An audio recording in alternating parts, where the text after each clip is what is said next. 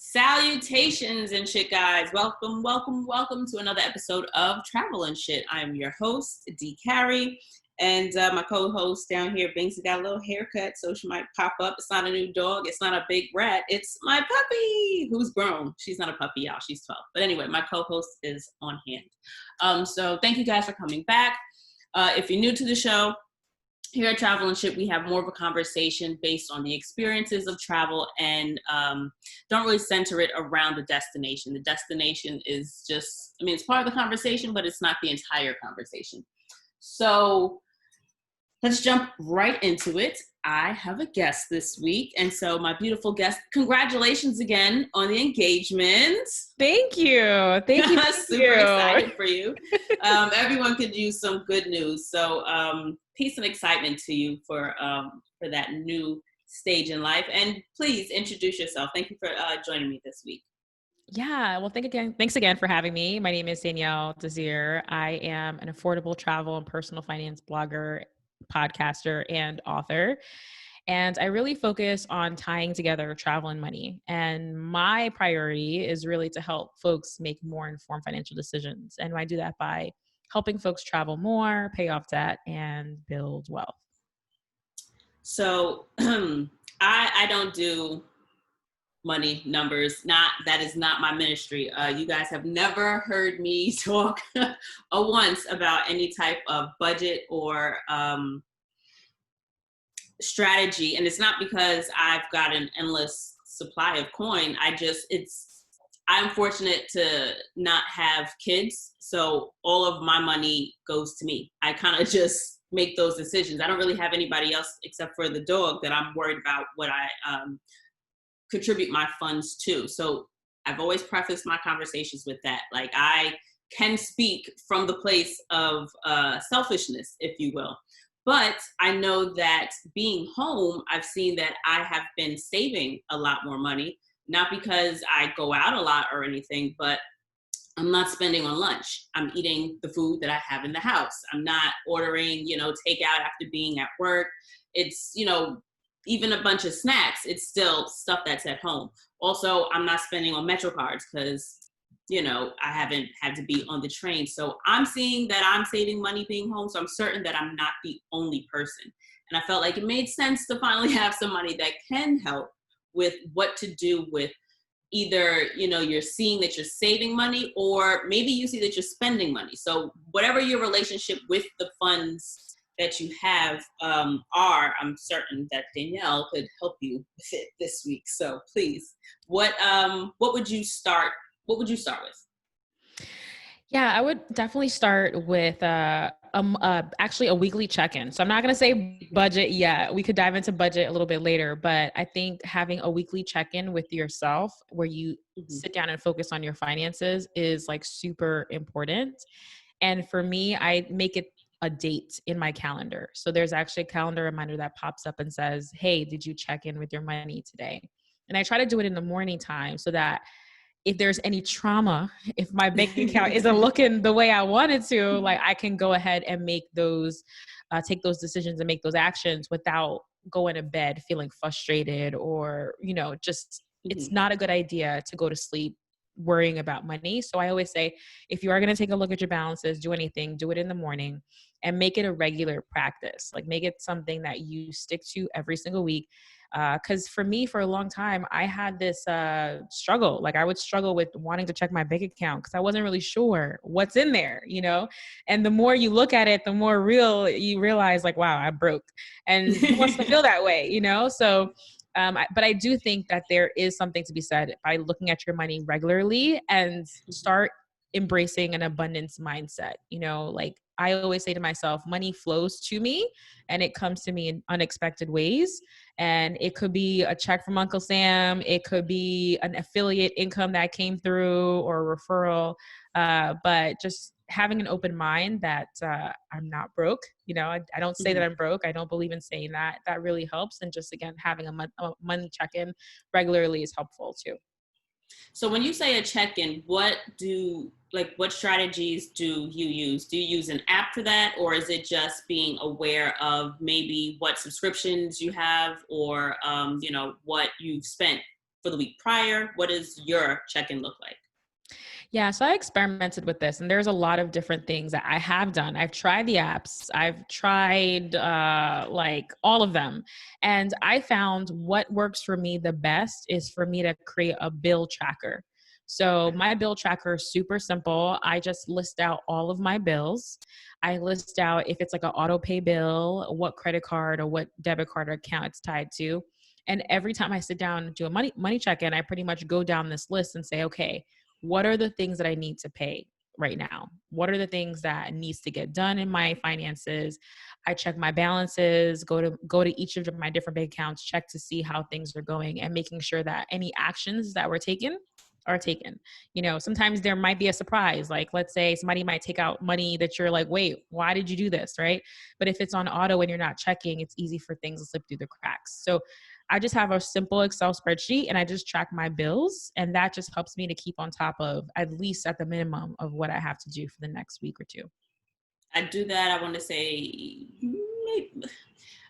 in my mind, I try to do it once a month, but I have most of my bills on auto pay just because I know I'm not responsible enough to just pay everybody on time. So I made sure that I don't have to. So it just gets paid when it's supposed to get paid.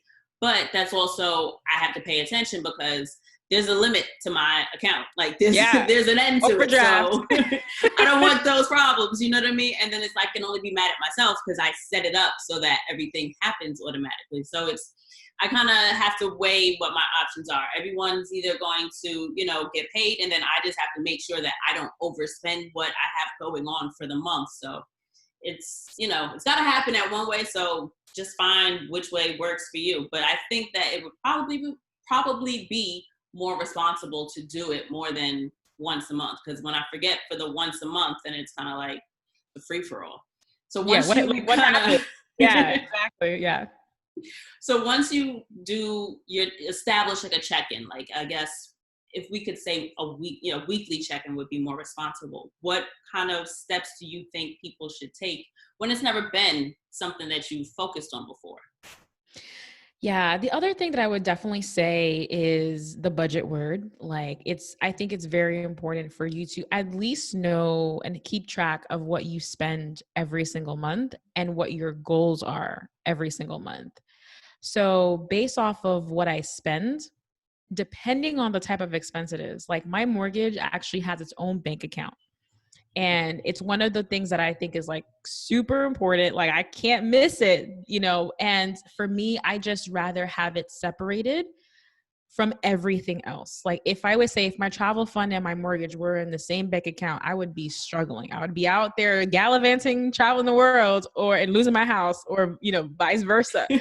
So I have separate bank accounts for the very, very important things in my life. So that could either be an important bill or an important goal. So I do have a travel fund, which is a separate bank account solely for travel. I also have my mortgage account that's just solely for mortgage payments. I even have a grocery account because I just like to see it separately. Now, there's a lot of people who do it's called an envelope method, where they take out all their money for the month or, biweekly or whenever they get paid. And then they walk around with all these envelopes. And for me, I don't like that. So I just do a virtual envelope system. So everything that is important, or I think again is a goal, I have a separate bank account for it. And what I do is I direct deposit from my employer directly to that bank account. So I don't have to even think about, travel savings because it's all automated into my account. I don't have to think about my mortgage. It's all automated. And all I have to worry about now is just the day-to-day bills. That's all in like a general checking account that I can manage. I have heard of that. And another one of those things that I said I was going to do that I just actually never did. So it's like I have like all these different accounts and I'm supposed to have it set up so this goes here and this comes, but it's just, again, the tedious part of re-entering the new account number for your accounts and for me, I never really wanted to sit through doing all of that, but I joined, I think it's Live Richer Academy. I want to say Tiffany Aliche. I'm not sure. Yeah, Budgetista. The Budgetista, yeah. Yes. Yep. That is a consistent $10 withdrawal from my account because even though I don't pay it attention like I should, I know that it's a resource that is going to be there for me when I, start taking little steps to be better at my finances. And one of those things that I saw there was that your important things should not be mixed in with your miscellaneous items. So it's like when you go overboard and you like, fuck it, I'm gonna get it anyway. You swipe and then you forget, shit, student loans, today's the 25th. All right, there's a flash. No one, like their money is coming. So you're just gonna have to figure out how to not overdraft. I think that having everything separate kind of keeps that from happening. You see it deplete much faster and you're able to separate, this is the money that I had allocated for X and this is what, it should be doing. Yeah. And I really honestly feel that the setup process is kind of like a one time until something really major happens in your financial life. I don't really go into my like employer and try to look at the accounts on a day-to-day basis. But what I would say is sit down and think about, again, like what are the important bills or important goals that you have? Create separate accounts for them and have it automatically sent to those accounts from your employer. So you don't have to think about it. It's out of sight, out of mind, and it's saving for you on a regular basis. That is exactly how I save for travel. Like I never really go in there and put money in there or do anything like that. It's all automated. And I think the less decisions we have to make, it just makes our lives so much simpler. You're not stressed out or thinking about it too much. And like I said, I don't really go into that account often. Like I don't make those changes very often. Do you have certain cards that you use for like the points and the benefits of travel and things like that? I used to, like, I would say maybe 4 or 5 years ago, like when I first started traveling, I was like heavy into the credit card game until I got burnt. And until I realized like, okay, if I don't have a system in place to make sure that I'm paying these credit cards on a consistent basis, it's just not going to work. Because what happens is like when you put things on a credit card and you end up like carrying a balance, those expenses are actually more expensive because of the interest. Right. So the interest kicks in. So over time, I've actually diminished my credit card spending and I try to do my daily spending on a debit card. Because with a debit card, when you swipe, you're done. You don't have to go back and look at a bill and reconcile and think about what you got to do. Like it's just done. So I try to do my big expenses. Like if it's a big bill, like let's say I have, like right now I'm working on saving for a fuel tank that costs like $3,000. If I'm going to spend that $3,000, I'm going to swipe it on a credit card to get those points. Okay. But I also have that savings on the side, right? I've been working on that savings. But if it's just like a $5 coffee, just swipe a debit card and just be done with it. I don't want to have to see it again. Right. That's just, it's been easy for me that way. I think I think what might be similar to your experience when I first started traveling, I'm like, all right, points, F it. I'm gonna just put it on the card. This way I'll get the points and get the points. And then you realize how many points get you nowhere. A lot of these cards, I know I have I want to say Delta Amex, right? Or the American Express Delta Sky Miles card. Mm-hmm, yeah. So I have that, and it, like when you start, there's so many sign up bonuses, and person that signs you up get bonuses, and if somebody else, and so I had all these bonuses, and I think I got to Costa Rica for the Amex miles, and that was it.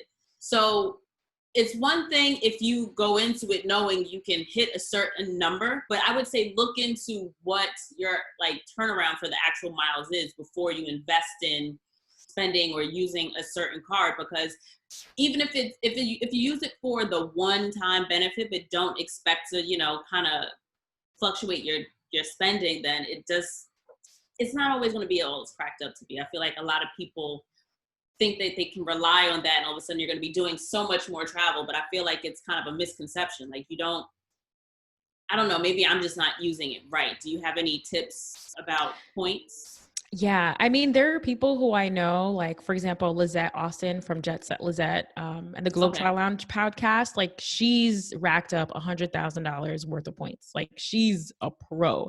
Danielle's not a pro, but I have been able to take advantage of points and miles to travel more. So I do see it as like a travel more added to it. Like there is that, but I'm not using it as like my my main strategy. My main strategy is saving for travel, finding incredible travel deals. And if I need to bridge the gap, I bridge it with my points and miles. And like you mentioned before, the big appeal of points and miles is the sign up bonuses, right? Yeah. Mm-hmm. However, you have to take into account if these credit cards have annual fees, usually it's like $100, maybe $200, maybe $500. Like you have to be using these cards and using the benefits of these cards so that it makes sense. Right. But again, like I said, my strategy is save, spend less, or, spend responsibly, and then bridge the gap with credit cards here and there.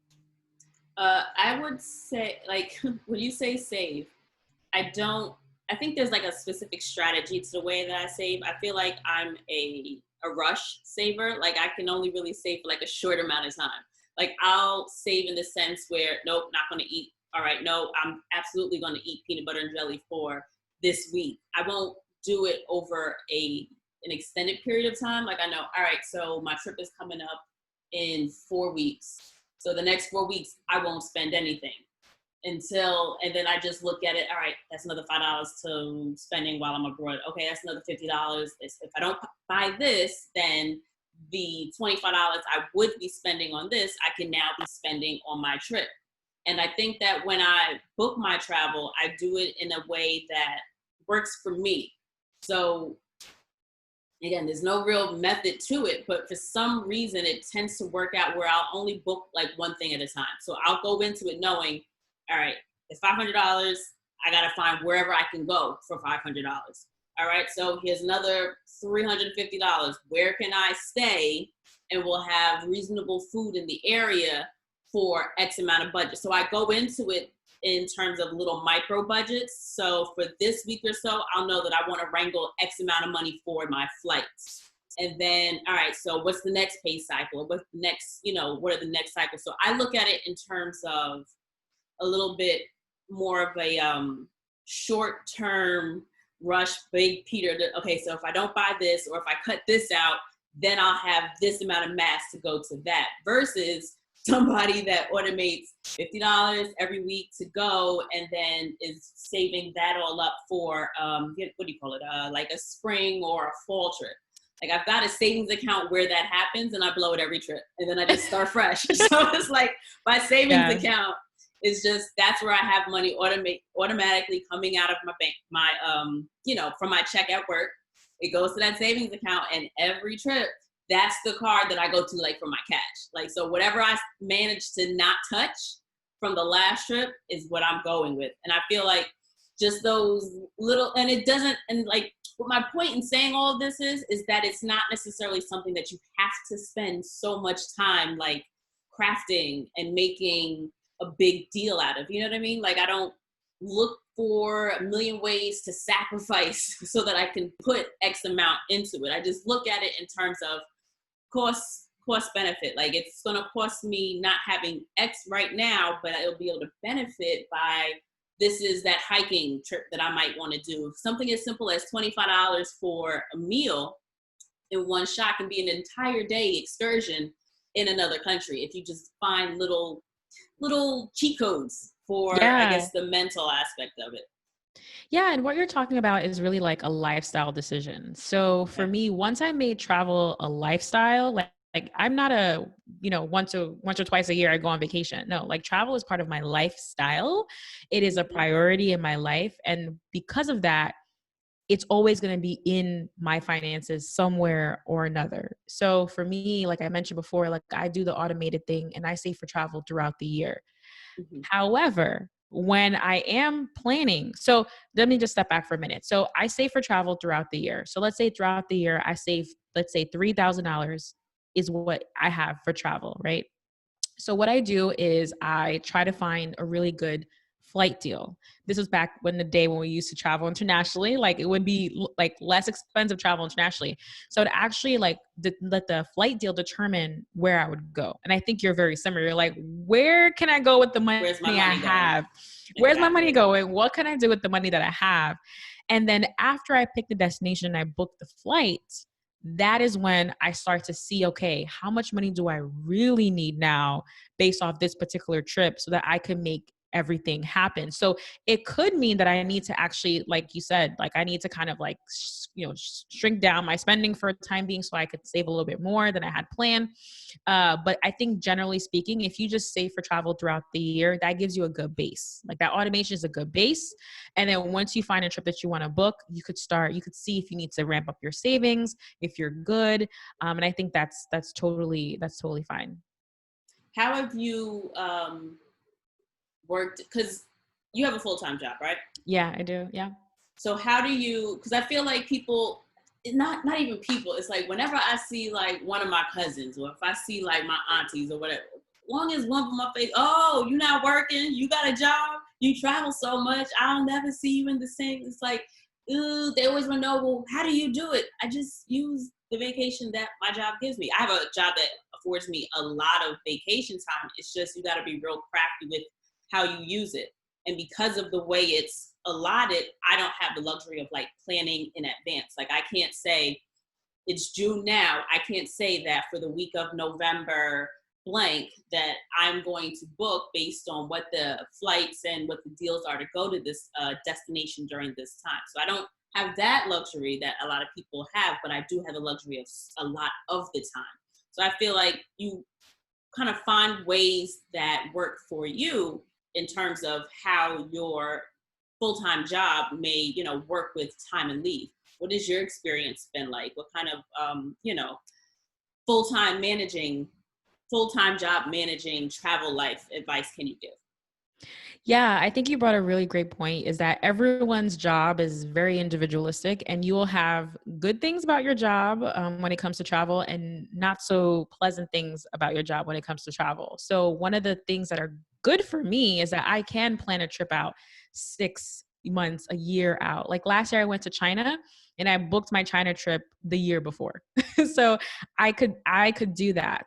However, because of my job, I work with grants and we submit grant applications very particular times of the year. So that means there's 3 times of the year I can't be out of the office.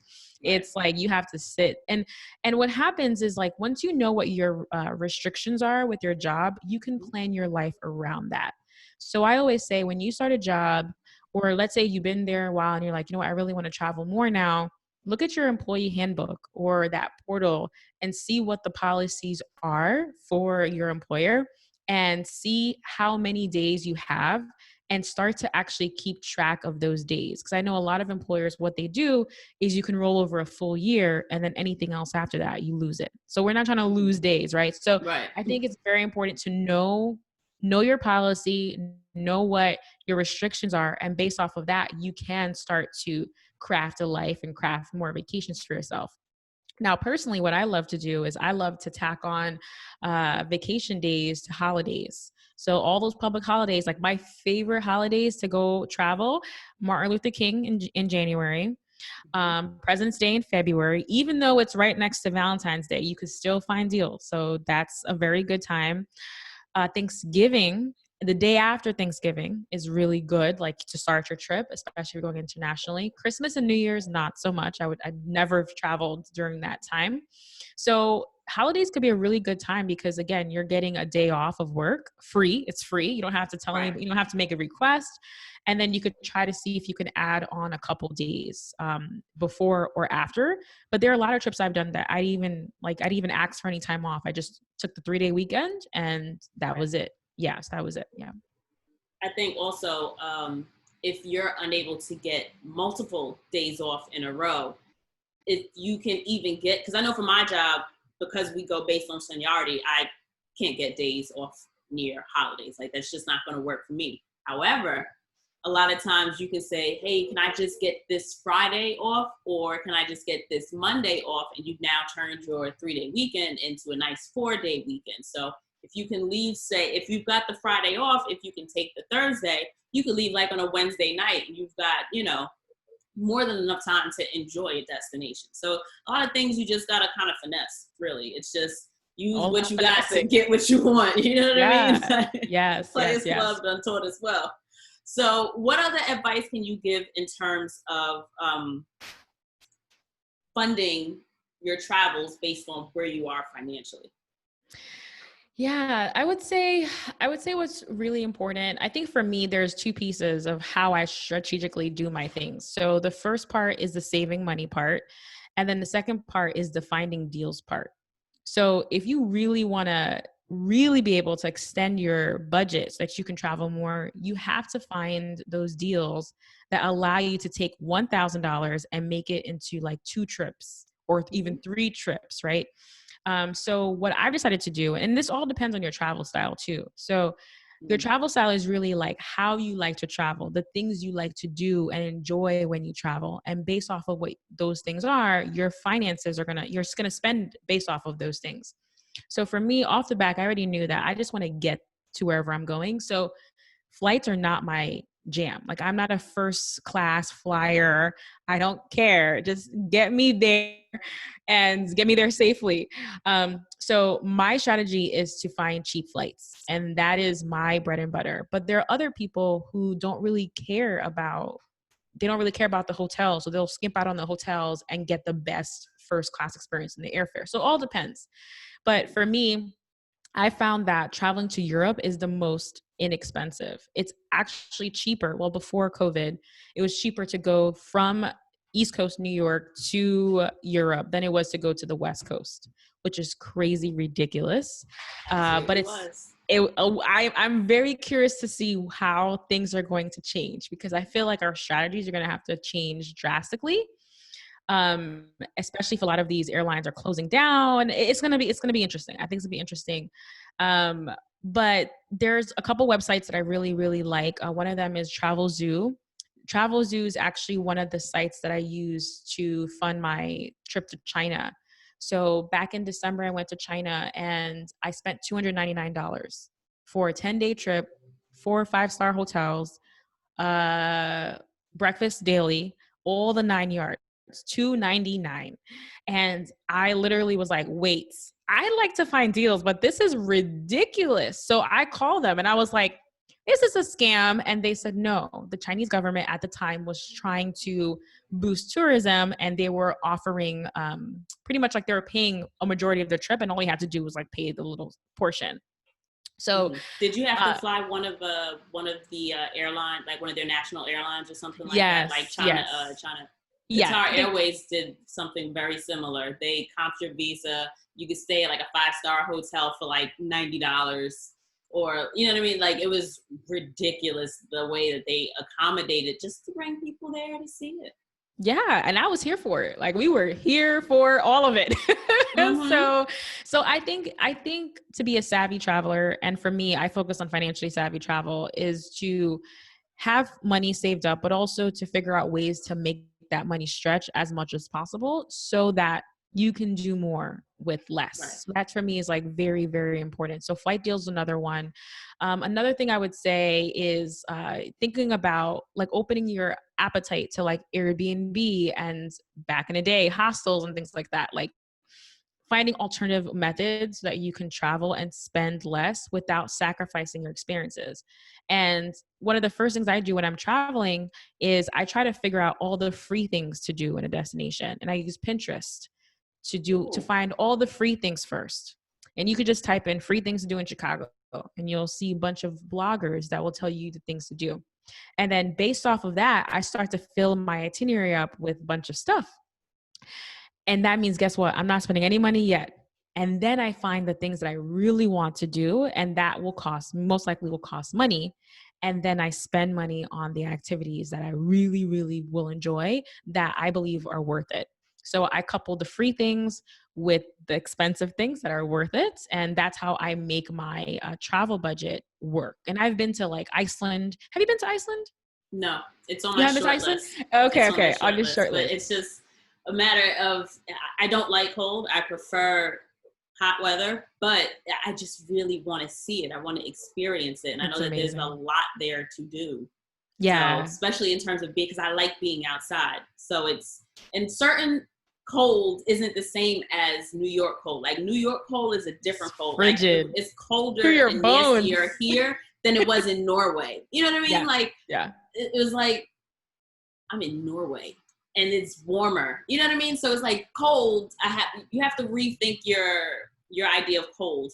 when you think of different regions. And I feel like I would probably enjoy it, even though that's a bone cold too. Like it gets in there and in you, but I'm willing to deal with it. Yeah. So Iceland's one of the most expensive countries in the world. Like I think it's like top 3, something ridiculous like that. And I use that. That wasn't helping. Yeah. But it's amazing. I've been there 3 times, and there's a reason why I would go back in a heartbeat. It's because, like you said, the nature, the waterfalls, you can walk behind a waterfall, you can go to a glacier tongue and walk on a glacier, you can go on a cave, a 8,000-year-old cave. There's just amazing things to do in Iceland. And I'm from the Bronx, so I never grew up thinking I'm gonna be doing these things, like, a little bit. So I just love Iceland so much. But things like the strategy we're talking about, like if you do the free things, as many free things as possible that you enjoy, and couple that with paid experiences, like that is, for me, has worked so much. So much. And I'm able to stretch my budget more that way. Another thing that I've started to take more advantage of is the free walking tours. You can Google free walking tours and just put the city in and something will pop up. And I know that another strategy that I used to use, well, I still use, is I learned this one actually on the first trip. I was in Bermuda and I ended up going off season. So all the things that I had, that I figured out that I could do there, the tour guides weren't doing it. But then I realized, okay, so I love doing like city walking tours, especially when it has some relation to the diaspora. So like what is the regional Black history? And that always is something that I try to do. And what I found is a lot of times you can go to, I don't, like, part of me wants to say it and then part of me doesn't want to say it. It's like, I don't want to spell it. Right, like, only because I'm all for absolutely supporting small businesses, especially when you're going to immerse yourself culturally. Support the local businesses there that are run by, the locals. Now, when it comes to larger companies offering tours, they do employ locals in some cases. However, what I have done is pick out the places and the spots that they would charge me to take me to, and then I say, can I get myself there for free? Do they have a great metro system? Can I hop on a bus or can I hop on the train? This way, like in Bermuda, everything was out of season, so I couldn't do what I would, a lot of things I would have paid to do, but I couldn't. So I ended up just hopping on the bus because they have an incredible bus system, and it took me everywhere I wanted to go. Oddly enough, I even took a ride from a stranger, and that ended up being— I've done that in Bermuda. I've done that. It's just like, yeah. Thank you for not. Okay, great. You understand. Listen, I've done this. Listen, in Bermuda, I was with friends. It was like me and 2 of my girlfriends. This guy picked us up. We were just like, yo, what is going on? But it's 3 of us. We're good. So we hopped in the car and we were on our way back from the beach. And guess what? He picked us up. Like he was just happened to be like going back home and he just picked us up. It was just weird, but that's just how the culture is. Like that's just how it is. A lot of cultures, that's a normal thing, especially if you're in a smaller neighborhood. And I feel like that is another beautiful part about staying in Airbnbs, because you tend to be in actual neighborhoods and not just tourist zones. Where if you go to a Marriott, in my mind, a Marriott is a Marriott wherever you go. That's the beauty in a chain location, is that you know what to expect, right? And there's nothing wrong with having that level of expectation. I just like the more niche boutique experience of staying at an Airbnb. It becomes my space. I have this information from the host. We share this kind of, hey, here are the local things that you can do in this neighborhood. These places will do delivery. You can walk to these locations. I particularly know this shop owner, you can go here for discounts.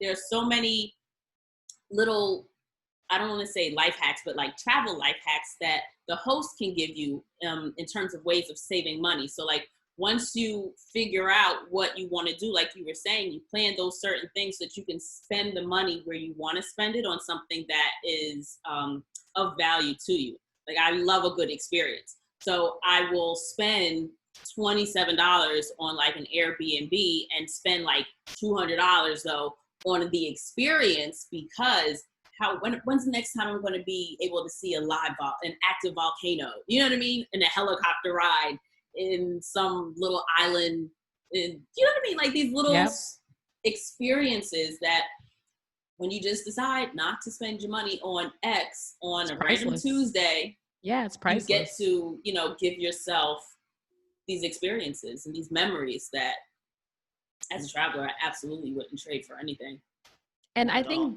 think that for me is the hardest part, especially now that we're like on lockdown, is that before there was issues, like we had time issues and money issues that was maybe preventing us from traveling more.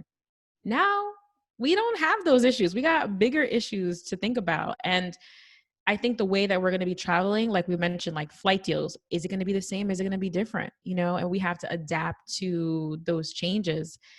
Um, yeah, I mean, I think we're going to be learning a lot in the next couple of weeks, months, and years as things change. Yeah. Yeah. And sadly, I'm looking at the borders are opening, right? They're starting to open, and I'm seeing where there is the possibility that, damn, like I may have the time where I can travel now. I'm trying to decide that since I'm saving all this money by being home, when the border starts to open, how soon am I willing to partake in the travels? And that's another thing where I'm seeing, you know, people travel, and it's kind of like, you know, that you test the air first, see how it goes. But it's literally, you know, test the air. Please test the air first. yeah, like I want to see how Yeah. your customs experience goes. Like I'll wait till you get back and, you know, report back and tell me how, you know, what the experience is. And Yeah. I'm trying not to, the same way I try not to judge people just in general, but I try not to judge how people travel. Like I don't judge based on destination. Like somebody that's been to Vegas 27 times but has never left the country. I mean, listen, you do with your money as you please. You know what I mean? Yeah. But I'm trying to, like, I guess, wrap my mind around or place how I feel about traveling so soon. Like I've seen people already start taking those trips, and I'm trying to place what my feelings on that are going to be, considering now I've, you know, got a little bit more money just because I haven't been spending it on living outside of my house. I'm kind of Yeah. torn. Yeah. So I've been watching the show called Kingdom, and Okay. it's based in South Korea. And I just thought it was a zombie show. And then, you know, the first scene comes in and just gorgeous landscape. And then now I'm like obsessed with wanting to go to South Korea. And like that's like an obsession. And for me, I'm also struggling like, when is the right time to travel again? And because I still have all these deals that are like pumping me with deals every day, like I do see like really good deals, and it's really hard. And I think it's an individual decision. Mm-hmm. But for me, I've decided that for the rest of 2020, I wanted to focus on local travel. So focus on, and I live in Connecticut, and there's like so much to do, and I've never actually done it yet. So I'm focusing more on local travel. I'm focusing on driving. Hopefully my dog could come with me, like spending time outdoors. But it's a struggle. Like I do see like movies in South Korea, and I'm just like, yo, like I got the money now. I got the Right. money now. We can make this happen. But for me, I just want to feel a little bit more comfortable with how the airlines are going to be addressing safety and social distancing.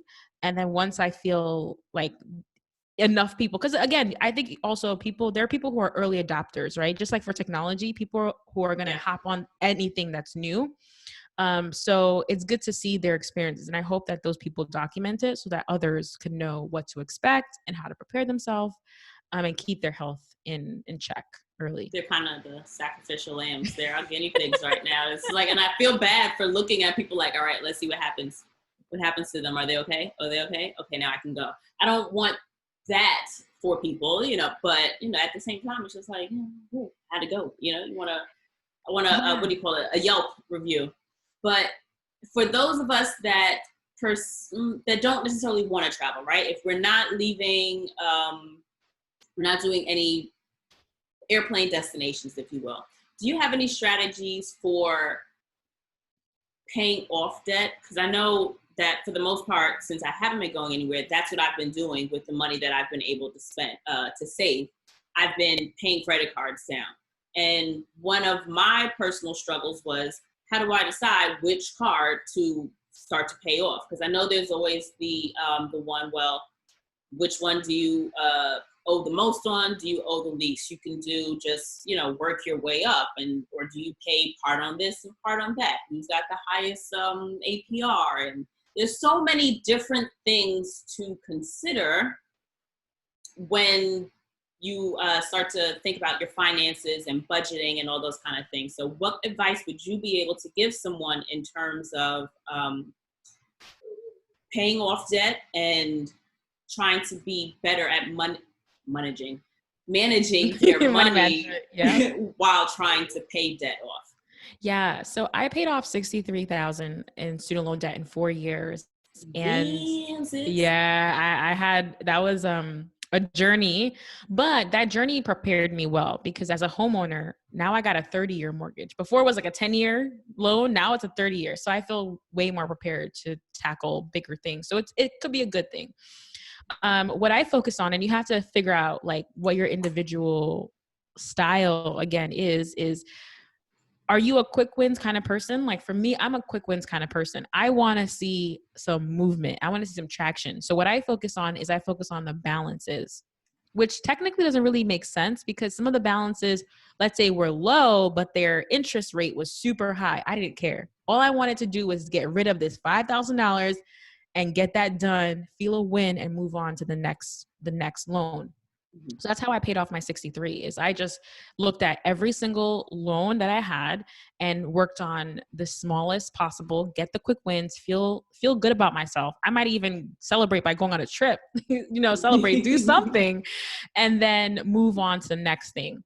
But that's for me, because I'm a quick wins person. But some people are like, I want to be, like mathematically right. I want to save the most money. If you're trying to save the most money on paying interest, you want to go for the balances that have the highest interest rates. So that makes sense. But you might be there for a long time. You might not have any wins, and you have to be okay with that. And I think that's the thing that people trip up over. If you're a quick wins person and you're not following that right strategy, you're going to get deflated and unmotivated, and then your progress is not gonna be there. The other thing I would say for debt payment, you have to really be intentional and throw money. Like when I was paying off my debt, I was throwing money at my debt. And if you're just paying the minimum balance, you're never going to get there. The system is meant to keep you there, keep you stuck. I know people who have had like $70,000 student loan debt, right?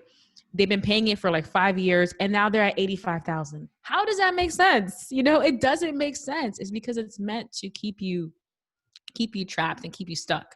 But what I figured out early on is that I figured out how much interest I owed per day. So let's say you owe $300 in interest per day. Divide that by 30 days. That means you owe $10 a day. So your goal, if you're trying to beat your debt, is to pay off more than $10. So it might be to pay $15 a day, or to pay $20 a day, so you can pay the interest and go above and beyond that to pay the principal. So knowing how much your interest is really important, and you could start strategizing. And when you're throwing money at it, you know exactly how it's going to affect it and the rate that's going to be decreasing. So that's some of the strategies that I use to pay off my debt. That just started sounding like science towards the end. Like, I understand it fundamentally. I understand the theory. Stories is where you get me, right? Yes. But then when the numbers come into play is when you go left. Right. If it ain't on sale, I can find out my sale price. I can get all of my percentages off, and I know what my change is. Like, yes, catch me off guard at the register. Yes, that I got. But it's the rest of it where I get a little sketchy. It's like, still trying to get there. So, in terms of savings, I know you're an author, so I know that you've got books that have, one was on Iceland, right? Yes. Yeah. So one on Iceland, and one was the Avoiding travel. And what's the third one? So the third one Yeah, the one I'm working on, you could pre-order it now, but it's available in September, is called Traveling with a Full-Time Job. So if you're struggling with traveling, limited vacation time, we really deep dive into all the different strategies and ways that you can make it possible. And I think, like we mentioned before, two struggles people have is time and money. So my second book was on, money, and this one is on time. So I'm hoping to give folks a good idea of like how to make this more possible in their lives. Could you also quickly give, I guess, a description of what you, because I'm part of your Women of Color podcasters group online. So just for anybody that is interested in podcasting, or if you also have a podcast, I know Danielle's got an incredible resource. If you could tell listeners about that, because I know I listen to podcasts as a podcaster, so I'm certain that it would be useful for somebody else that's listening. Yeah. So back in 2018, I created Women of Color Podcasters. It's a Facebook group. You can just search for it, WOC Podcasters. And the whole point of that group was to amplify voices of women of color. I just didn't really see women of color out there in podcasting. So I thought, which is not true. Like, we're out here in the thousands. And that community, we have town halls, we have like live sessions, we do playlists, like we do a lot of different activities. And it's a great place that if you have a question, you can go in there and get answers to your question. And I recently launched a membership site, and the membership focuses on three things. So mentorship. So we have every single month, we have an expert guest come to share some knowledge with us. So like say last month, we actually had a Canva specialist. So she talked all about designing and graphics. So every single month we have something that's themed. We also have accountability. So we have an accountability call. So if you're looking for folks who are invested in your mission and want to see you succeed, we have that too. And have a resource library, which is like the A to Z of podcasting. We have interviews and just tons, hours worth of content. So you can stop Googling to death. Yes. When you're a podcaster, you Google every little thing, which is very time consuming. So those are the things that we're doing at WOC Podcasters. Okay, so thank you kindly so very much. Where can the people find you? Because if y'all try to hit me up asking for, how do you afford to travel? I spend the money. I can't really help you. That's how I afford it. I afford it by spending the money. So if you've got questions about how I use my money for travel, I got you. I'm there. That's my vibe. I could get down with you. If you need help though, Danielle's your girl. So where can the people find you? Yeah, so you can head over to my blog, thoughtcard.com. I also have a podcast, the Thought Card Podcast, anywhere you listen to podcasts. On social, I'm very active on Twitter, at the Thought Card on Twitter, Instagram, also at the Thought Card, and Facebook again at the Thought Card. So happy to answer anyone's questions. And again, my book, Affording Travel, Saving Strategies for Financially Savvy Travelers, is out now. And Traveling with a Full-Time Job, you can pre-order it now as well. So there are a lot of resources. Thank you so very much. I appreciate you being here. Guys, you can absolutely reach out on the social medias for Danielle. You can follow me _DCarry, or Travel and Shit is an underscore where the I and shit should be.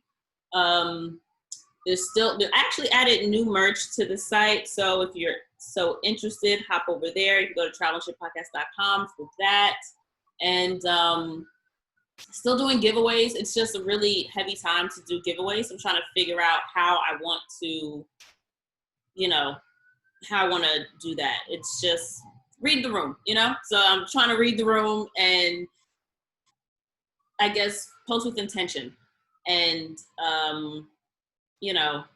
you can't expect everything from everyone, but I try to hold myself to, a personal standard, and some things that like I don't even enjoy the social medias that much as is. So I'm not really trying to force it if it's not, flowing. It's not there. Yeah. So, try to bring some joy this week and not really dive into that. And guys, keep your head up and shit, bro. Shit's tough out here. And we are continuously coming with content every week to keep you informed and to keep you lifted. So appreciate you for coming back another week. Thanks for listening to Travel and Shit. And I'll holla at y'all motherfuckers next week. Bye. Bye. Thank you, my dear. Thank you. I love your shirt. I want one. Do you sell that in your store?